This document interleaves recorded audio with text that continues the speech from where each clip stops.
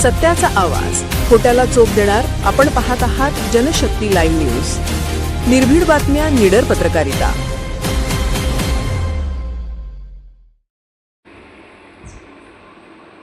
दुष्काळी जत तालुक्यासाठी ऐतिहासिक निर्णय. म्हैसाळ उपसा सिंचन योजनेचे कार्यालय जतला स्थलांतरित होणार. शेतकरी, लोकप्रतिनिधी व नागरिकांच्या पाठपुराव्याला अखेर मोठे यश. दुष्काळी म्हणून ओळख असलेल्या जत तालुक्याच्या विकासासाठी अत्यंत महत्त्वाचा निर्णय समोर आला असून म्हैसाळ उपसा सिंचन योजनेचे कार्यालय जत येथे स्थलांतरित करण्यास शासन स्तरावर गती मिळाल्याची माहिती समोर आली आहे.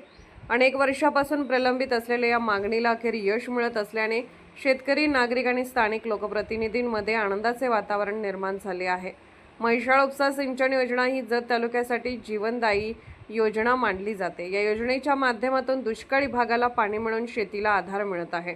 मात्र संबंधित कार्यालय सांगली येथे असल्याने शेतकऱ्यांना वारंवार तांत्रिक कामासाठी, मंजुरीसाठी तसेच विविध शासकीय प्रक्रियांसाठी मोठ्या अडचणीचा सामना करावा लागत होता. त्यामुळे कार्यालय जत येथे स्थलांतरित करण्याची मागणी गेल्या अनेक वर्षापासून जोर धरत होती. या मागणीसाठी आमदार गोपीचंद पडळकर यांनी सातत्याने शासन दरबारी पाठपुरावा केला. विविध बैठका, निवेदने तसेच अधिकाऱ्यांशी समन्वय साधून हा प्रश्न मार्गी लावण्यासाठी प्रयत्न करण्यात आले. स्थानिक शेतकरी, ग्रामस्थ आणि लोकप्रतिनिधींनी देखील एकजूट दाखवत आंदोलन व मागण्यांचा पाठपुरावा कायम ठेवला.